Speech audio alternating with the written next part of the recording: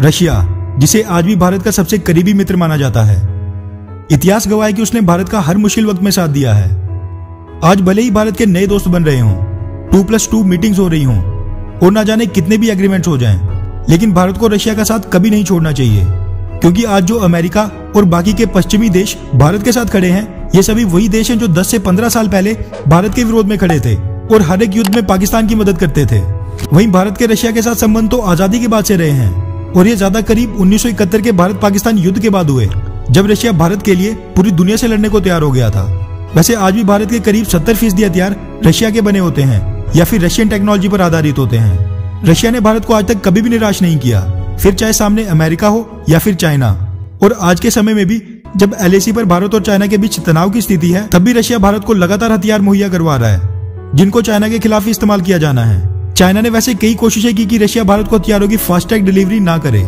इसके लिए उसने रशिया को कई कूटनीतिक संदेश भी भेजे और ब्लैकमेल करने की भी कोशिश की और कहा कि रशिया का ऐसे समय में भारत को हथियार बेचना ठीक चाइना की पीठ पर छुरा घोंपने जैसा है। लेकिन रशिया ने ये सभी संदेश नजरअंदाज किए और भारत को हथियारों की फास्ट ट्रैक डिलीवरी के साथ साथ भारत को ब्रह्मोस मिसाइल को बेचने की परमिशन भी दे दी।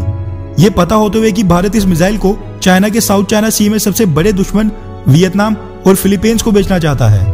अब की बार बिना किसी शोर शराबे के भारत और रशिया ने एक और नए प्रोजेक्ट पर काम करना शुरू कर दिया है। दरअसल पिछले कल रशिया मीडिया हाउस को दिए इंटरव्यू में ब्रह्मोस एरोस्पेस के को डायरेक्टर अलेक्जेंडर माक्सीशेव ने 3 बड़े खुलासे किए और बताया कि कैसे आज की सबसे घातक ब्रह्मोस सुपरसोनिक मिसाइल को रशिया और भारत मिलकर भविष्य के लिए और भी ज्यादा घातक बना रहे हैं। उन्होंने बताया कि ब्रह्मोस मिसाइल की रेंज अभी करीब 500 किलोमीटर के आसपास है, लेकिन अब इसकी रेंज को बढ़ाने पर फिर से काम शुरू कर दिया गया है।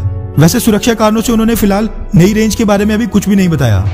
इसी के साथ दूसरा खुलासा उन्होंने ये किया कि ब्रह्मोस मिसाइल का जो एडवांस्ड वर्जन बन रहा है, वो खास रूप से अवॉक्स यानी कि अर्ली वार्निंग सिस्टम रडार्स को मार गिराने में सक्षम होगा। वैसे ब्रह्मोस मिसाइल का ये वर्जन बनाने का फैसला चाइना और पाकिस्तान के पास बड़ी मात्रा में अवॉक्स अर्ली वार्निंग सिस्टम को देखते हुए उठाया गया है। सबसे बड़ा खुलासा अलेक्जेंडर माक्सीशेव ने यह किया कि भारत और रशिया ने ब्रह्मोस सुपरसोनिक मिसाइल का हाइपरसोनिक वर्जन बनाने की भी तैयारी शुरू कर दी है। ये अपने आप में सबसे बड़ा खुलासा है, क्योंकि ब्रह्मोस मिसाइल की अभी की सुपरसोनिक स्पीड 340 मीटर पर सेकंड है और ब्रह्मोस मिसाइल की हाइपरसोनिक स्पीड करीब 2 से 3 किलोमीटर पर सेकंड हो जाएगी। यानी कि तब ब्रह्मोस मिसाइल 2 से 3 किलोमीटर का सफर मात्र 1 सेकंड में तय करेगी। रशिया का अभी तक का सबसे advanced under development S-500 missile defence system hypersonic missile को डिटेक्ट करने और उनको मार गिराने में भी सक्षम है।